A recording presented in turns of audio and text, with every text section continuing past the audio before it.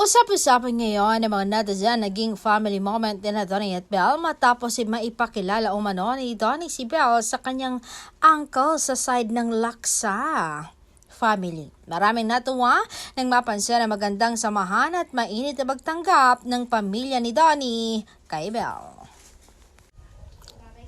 Para sa supporters, ang ganito mga simpleng family interaction ay nagbibigay ng good vibes at nagpapakita ng kahalagaan ng suporta at pagtanggap ng mga mahal sa buhay. Bagamat sila lamang ang tunay na makakapagsalita tungkol sa kanilang personal na buhay, hindi maikakaila na maraming tagahanga ang masaya sa nakikitang closeness at positivity sa kanilang family moments. Ikaw, anong masasabi mo sa kahalagaan ng family approval at support?